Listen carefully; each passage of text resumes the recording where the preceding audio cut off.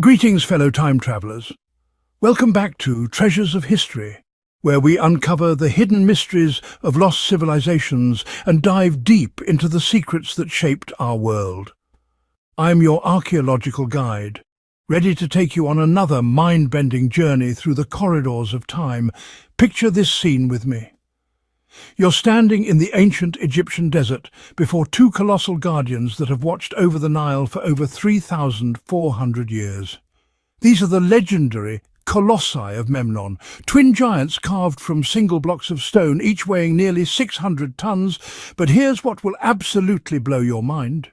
Recent archaeological investigations have revealed that these magnificent statues survived not one but multiple catastrophic earthquakes, and their story of destruction and resurrection will challenge everything you thought you knew about ancient engineering. Today's discovery will take us on an incredible archaeological adventure. From the golden age of Pharaoh Amenhotep III, through devastating natural disasters, to Roman restoration efforts that boggle the mind.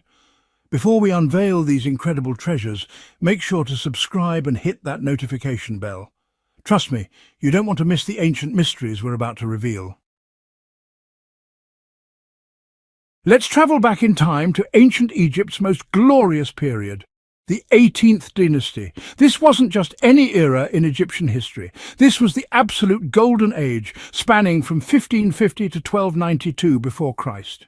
Imagine the all-star team of ancient pharaohs: Amenhotep I, Thutmose I, II and III, Amenhotep II, Thutmose IV, and the revolutionary Amenhotep IV, who would later become the famous Akhenaten, followed by the legendary Tutankhamun. But our story focuses on one particular pharaoh from this incredible dynasty, Amenhotep III. This remarkable ruler commissioned these colossal statues as eternal guardians for his massive mortuary temple. But here's the mystery that baffled archaeologists for centuries. Why did these ancient engineers choose to quarry stone from distant quarries near Heliopolis, hundreds of miles to the north, when perfectly good sandstone was available just 50 miles away near Aswan? The answer lies in ancient Egyptian religious beliefs and their connection to the sun god Atum. The quartzite from Gebel El Ahmar near Heliopolis was considered sacred, associated with this powerful deity. The ancient Egyptians were willing to transport these massive blocks against the current of the Nile River for hundreds of miles because of their deep spiritual significance. Now, fellow explorers, we're about to uncover one of the most devastating natural disasters in ancient history. In the year 27 before Christ, during the 16th year of Emperor Augustus's reign, a catastrophic earthquake struck the Luxor region with such tremendous force that its memory haunted historians for centuries afterward. But here's what recent archaeological detective work has revealed. This wasn't just any ordinary earthquake. Scientific modelling using three-dimensional soil foundation structure analysis has shown us exactly how this seismic monster attacked these colossal guardians. The earthquake created linear zones of deformation and ground subsidence that extended right through both statues. Pay attention to this incredible detail. The earthquake didn't just topple the statues randomly. The seismic forces specifically targeted the rear portions of the pedestals and the back sections of the statues. Why? Because when the ground fissures opened up, the rear portions of the statues detached and fell backward, crashing into the facade of Amenhotep III's temple that once stood behind them. This explains one of archaeology's greatest puzzles. How could an earthquake destroy only the upper portion of one colossal statue while leaving the lower section intact? The answer lies in the temple that once stood behind these guardians. Here's where our story becomes absolutely fascinating. Two ancient historians, Strabo and Pausanias, left us eyewitness accounts that read like something from a fantasy novel. In 25 before Christ, Strabo wrote, "Here are two colossal figures close to each other, each made from a single stone. One is intact, and the upper parts of the other have fallen due, it is said, to an earthquake." But Pausanias, writing in the middle of the 2nd century after Christ, described something even more incredible. My travels have amazed me, but the Colossus of Egypt amazed me more than anything else. At Thebes in Egypt, crossing the Nile, I saw a statue that remains seated and emits a sound. Many call it Memnon. This statue was broken in two by Cambyses, and today from the head to the middle it is overturned. The rest remains seated, and every day at sunrise it produces a sound comparable to that of a harp or lyre with a broken string. This gives us our first major archaeological mystery. Pausanias suggests the statue was already damaged during the reign of Cambyses, the Persian emperor of the 6th century before Christ. Was there an earlier earthquake? Did Cambyses himself destroy the statue in an act of impiety? If so, someone must have restored it between the 6th century before Christ and the earthquake of 27, only for it to be destroyed again. Now we enter the era of Roman archaeological forensics. Using radiocarbon dating on wooden wedges found between the restored blocks of the northern Colossus, scientists have pinpointed the restoration period to around 199 after Christ, during the reign of Emperor Septimius Severus. But here's what will absolutely amaze you about Roman engineering capabilities. The Romans didn't just piece the statue back together, they completely reconstructed the upper portion using blocks quarried from Aswan, which are, different from the original Heliopolis quartzite.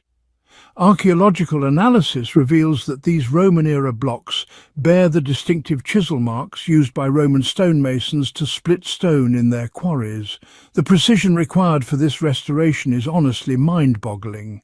The Romans had to carefully remove or work around the damaged rear portions of the pedestal, while the massive statue sections still rested on top. This suggests either the rear portion of the statue was completely demolished during the restoration work and then rebuilt, or it had already collapsed during the original earthquake. Recent archaeological investigations have uncovered evidence of even earlier restorations.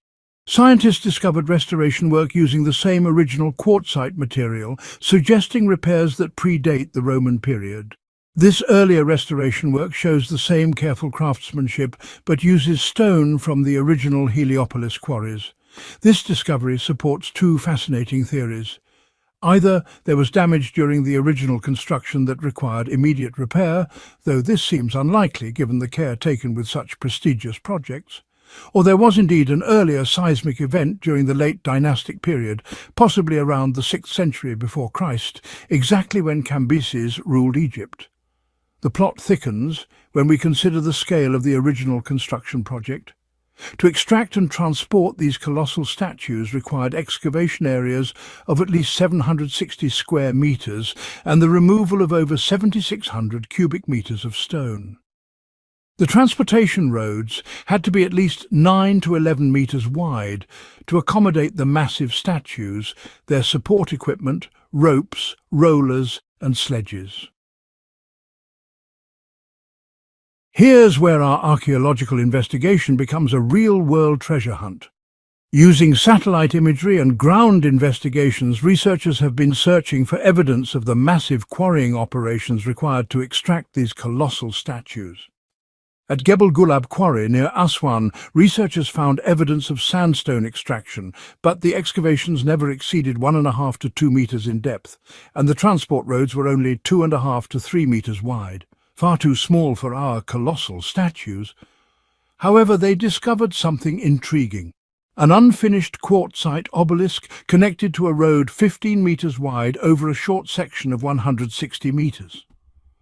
Could this have been the extraction point? Unfortunately, further investigation revealed that this wide section quickly narrows to just 5 meters as it descends toward the transport canal, and the excavation depth never exceeded 2 meters. The evidence overwhelmingly supports the Gebel El Ahmar quarries near Heliopolis as the true source of these magnificent colossal guardians. One of the most haunting aspects of this archaeological mystery is what's missing: the massive temple complex that once stood behind these colossal guardians. Today, when you visit the Colossi of Memnon, you see them standing alone in an empty field. But 3,400 years ago, they were the magnificent entrance guardians to one of Egypt's largest mortuary temples. This temple complex was so vast that it rivaled the great temple complexes of Karnak and Luxor. The earthquake of 27 before Christ didn't just damage the statues, it brought down the entire temple structure. The Ramesseum, Rameses II's mortuary temple nearby, also suffered catastrophic damage from this same seismic event, with its own colossal statue toppled and shattered. The destruction was so complete that today, archaeologists are still working to map the original extent of Amenhotep III's temple complex using ground-penetrating radar and careful excavation of scattered foundation stones.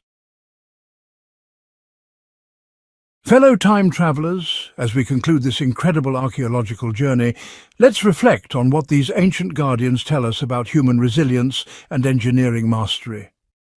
The Colossi of Memnon have survived multiple earthquakes, foreign invasions, the rise and fall of empires, and the passage of over 3 millennia. They've witnessed the glory days of the Egyptian New Kingdom, the conquest by Persians under Cambyses, the Greek Ptolemaic period, Roman rule, Byzantine Christianity, Islamic conquest, and the modern rediscovery of ancient Egypt. Through it all, they've remained as silent sentinels, guardians of mysteries we're only now beginning to unravel. What we've discovered today demonstrates the incredible sophistication of ancient Egyptian engineering, the catastrophic power of natural disasters, and the remarkable skill of Roman restoration specialists. But perhaps most importantly, it shows us that every ancient monument has layers of stories waiting to be told. Stories of triumph and catastrophe, destruction and renewal, human ambition and natural forces. The next time you see these magnificent colossal guardians, whether in person or in photographs, remember that you're not just looking at ancient statues. You're witnessing survivors of multiple earthquakes, testaments to human engineering skill, and silent guardians holding secrets that span over 3,000 years of history. What do you think about these incredible revelations? Which aspect of the Colossi of Memnon's story amazed you most? Share your thoughts in the comments below, and don't forget to subscribe for more incredible archaeological adventures. In our next episode, we'll be travelling to another ancient wonder to uncover mysteries that will challenge everything you thought you knew about ancient civilizations. Until then,